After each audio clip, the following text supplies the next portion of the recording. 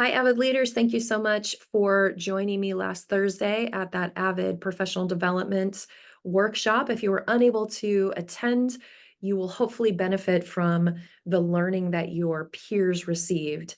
And today I thought I might focus on a topic that I don't often focus on or train myself to think about, and that is joy.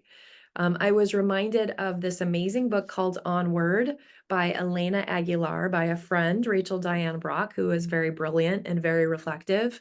And I came upon this page 140, and it made me think about creating this culture of learning.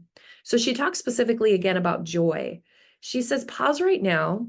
What comes to mind when you think about moments in your life that have been full of joy?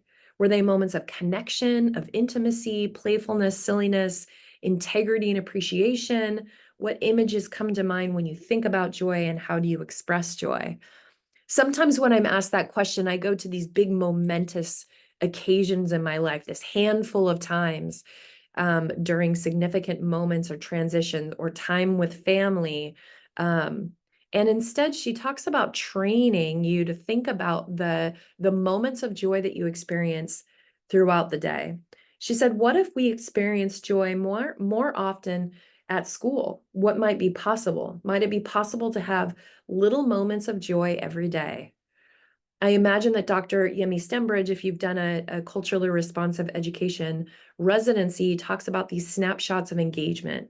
When it's student-centered, when students are making personal connections to learning, and you can just see like their minds are so engaged, and you want to celebrate that and continue to reinforce and celebrate those things.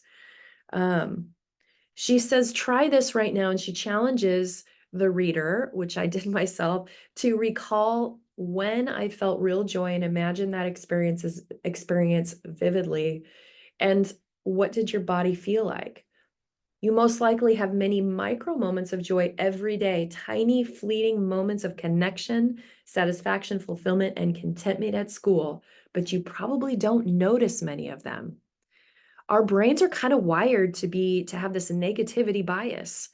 So when we experience negative things, those are cemented and reinforced in our minds. So we really have to be purposeful around finding those moments of joy or those snapshots of engagement, again, as Dr. Yemi says. There's a challenge here, a powerful practice of collecting joy, which is based on a practice originated by Rick Hansen. Instruct your mind to notice moments of joy, contentment, or happiness, whatever you want to call it.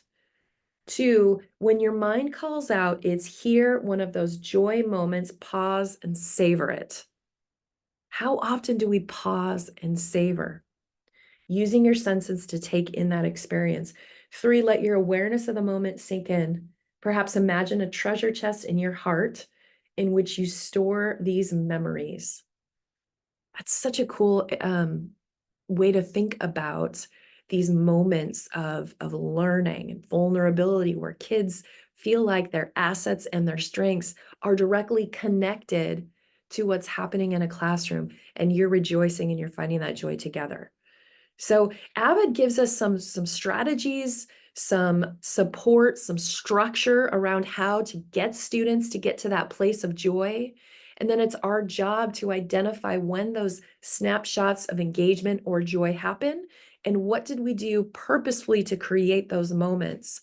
Um, Again, sometimes you need a friend or a teacher to remind you of what those things feel like. And then you need to create the environment where you train yourself to focus on those things. Have such a great day. Challenge yourself to find a few moments of joy throughout the workday. Thank you so much.